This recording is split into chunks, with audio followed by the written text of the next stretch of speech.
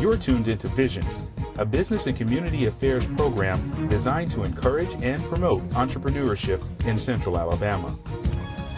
Thanks for tuning in to another edition of Vision. Cedric Varner, very informative program for you today. We're very excited to talk with our guest today. Our guest for the program, Dawn Ellis Murray and Lashina Nation.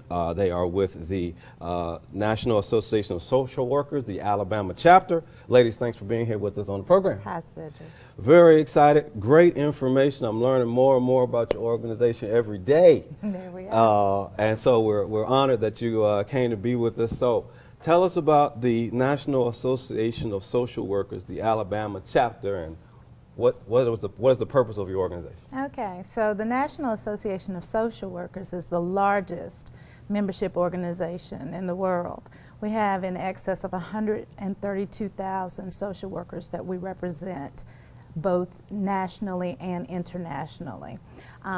So the Alabama chapter is the administrative arm of the National Association, and therefore we carry out the roles and responsibilities of practice to ensure that our social workers have professional development and growth in regard to their practice and their professional delivery of services to the public.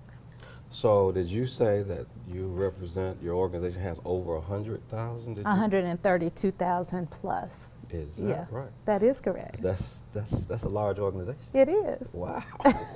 Well, I didn't know. Well, we learned something already on the Vision program. Right. Very good. Well, now you've got an initiative coming up soon, and it is called the Financial Education Summit for 2016, the Community Financial Education Summit. So tell us a little bit more about it. Okay, so that was a vision that I had in order to address some of the gaps that we're seeing right now in regard to effective service delivery for practitioners, social workers, counselors, mental rehabilitation workers, people that have a direct interface with the public. The problem sometimes is that we end up being involved in people's lives based on lack of need that they may have.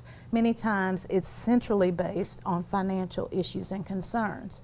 If they don't have the capacity to meet their needs, to address the things that they're in need of, or to plan effectively how they're going to address some things that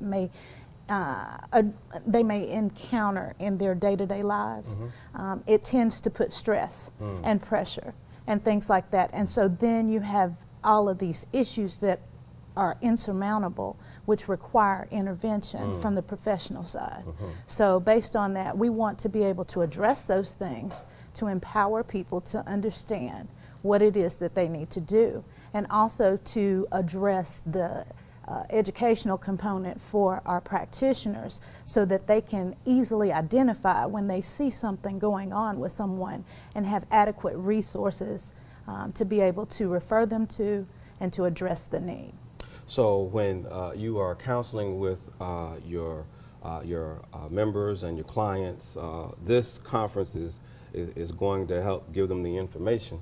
Right. It's a stopgap measure more so than anything, in order to put information out there, to give capacity for enhanced building of opportunity, to build relationships so that there is that ability to think and know who to reach out to when there's a need, and to be able to establish it in a way that these people can have a proactive stance in planning their lives and what they need to do.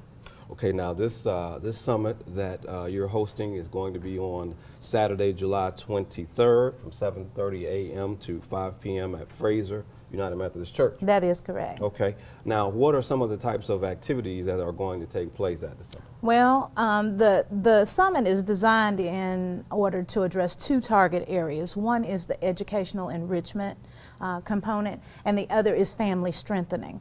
We want to put an opportunity out there with the educational enrichment that will allow people to be able to understand what they're seeing or what they're experiencing when they have financial issues, financial concerns, or if they don't have those but they just have a desire to plan their future, their lives, their everyday lives and what they have going on, to understand what that's like and what they need to do, what they need to reach out and address in their everyday capacity to build their professional wealth, development, and growth. Also for students, it's an opportunity for them to be able to plan and think about what their futures will hold. If they're looking to seek education, then they need to start early. They need to save, they need to plan, they need to do well in school, they need to develop those opportunities.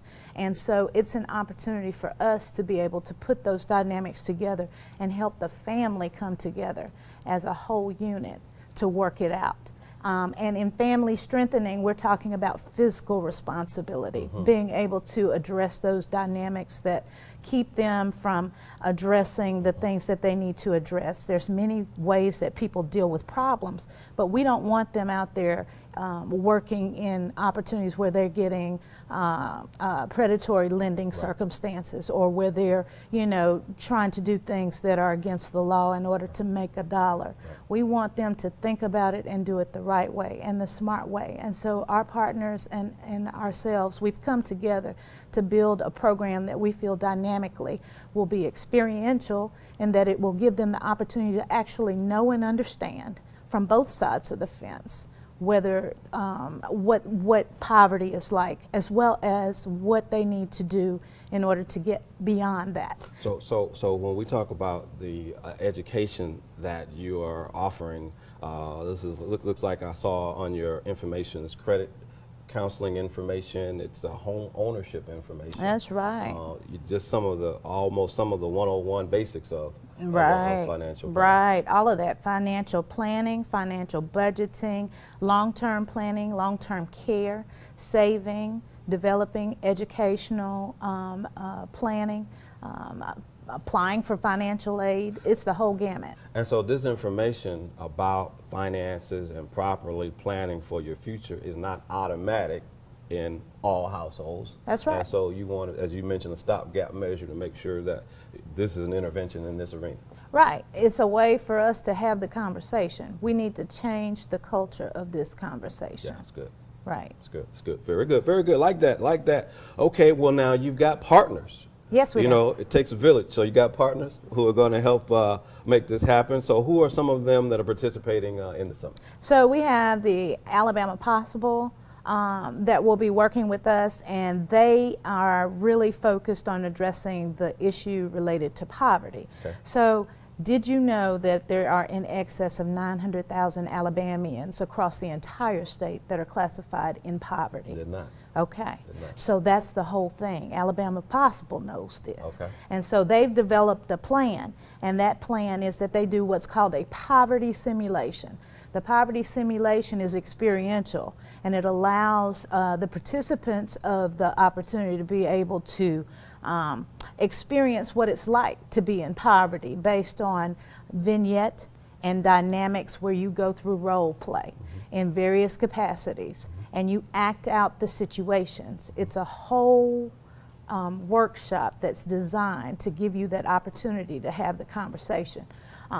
You experience it, you talk about it, you brainstorm about it, you come up with a concept of what it's like, what you felt like in it, and that sets the parameters of what you need to do to intervene and move forward. It's great. It's Okay? great. Excellent. And then we've got NACA, which is the Neighborhood Assistance Corporation of America. Okay. And that is a dynamic organization as well. They have something called the 10 Steps of Home Ownership, which is really dynamic. NACA is impressive for us in that they offer mortgage options for individuals that are desiring to develop home ownership and wealth building capacity. Right. Okay, and so based on that, they can do some dynamic things to help you get in where it's affordable.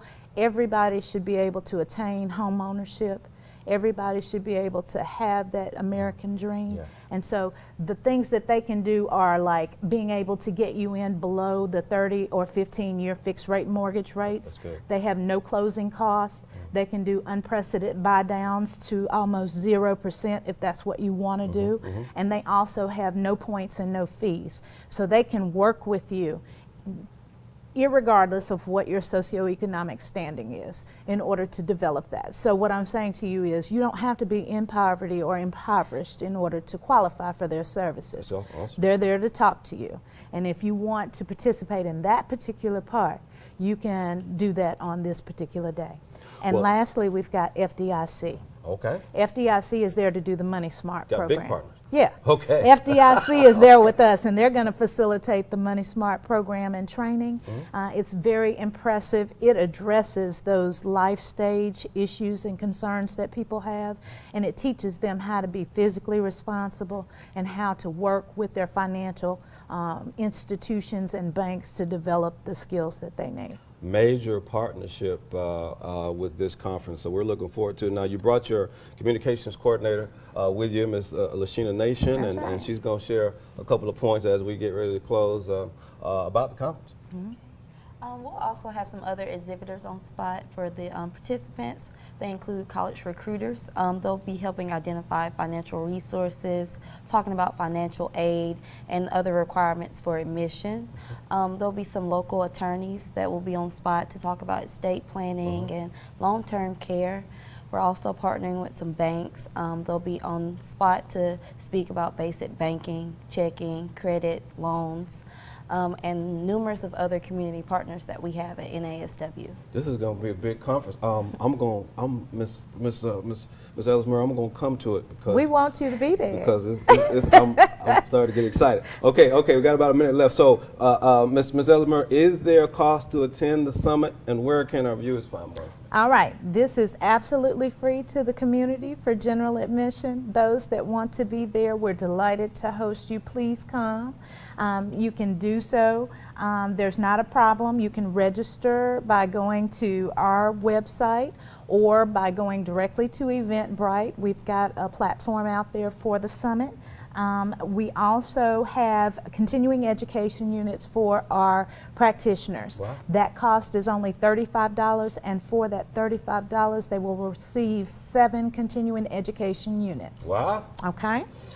So this is a comprehensive conference. Yes, sir. Yes, sir. We want it to be in all explosive capacity so that Wow. we can get something started here in Montgomery. Definitely scheduled to serve the community. Okay, so that is the 2016 Community Financial Education Summit, Yes, brought to sir. the community by the National Association of Social Workers, Alabama chapter, Saturday, July 23rd, 7:30 a.m. to 5 p.m. Yes, sir. Okay, at Fraser United Methodist Church. Thank you so Okay, much. thank you for being here, Ms. Dawn Ellis Murray, the Executive Director of the Alabama chapter, and also Lashina Nation, the Communications Coordinator. Excellent. Well, that's going to do it for us on this segment of Visions. We are going to attend this conference. We encourage you to attend. Please stay tuned. We'll be right back.